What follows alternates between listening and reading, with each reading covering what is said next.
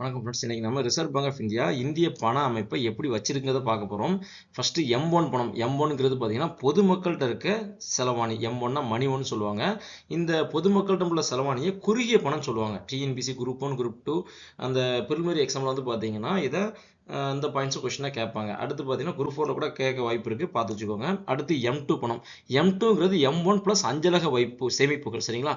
அதாவது பொதுமக்களிடம் உள்ள செலவாணி ப்ளஸ் அஞ்சலக சேமிப்புகள் சேர்ந்தது தான் M2.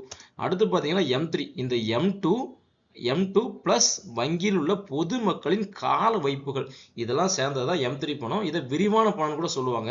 Reserve bank of India இதை தான் பார்த்தீங்கன்னா விரிவான பணமாக எடுத்துக்கணும். அடுத்து வர M4 கூட எடுத்துக்கிறாரு. சரிங்களா? M4 இது வந்து பார்த்தீங்கன்னா M3 ப்ளஸ் அஞ்சலக வைப்புகள். இது வந்து அஞ்சலக வைப்புகள் மேலே சொன்னது அஞ்சலக சேமிப்புகள். சரிங்களா? வேரியேஷனை பார்த்துக்கோங்க.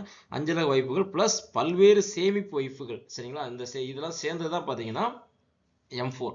அடுத்து பண அளிப்பு வந்து பார்த்தீங்கன்னா RBI எப்பவுமே M3 மட்டும்தான் கணக்கிடும். சரிங்களா? M4 எடுத்துக்கிறாது. ஏன்னா இதால் M3 மட்டும்தான் அக்யூரேட்டாக அதால் டேலி பண்ண முடியும்.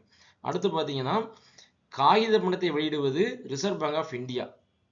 அதே மாதிரி நாணயத்தை வெளியிடுவது இந்திய அரசாங்கம், அதாவது இந்திய நிதி அமைச்சகம் தான் பார்த்தீங்கன்னா நாணயத்தை வெளியிடும். நன்றி.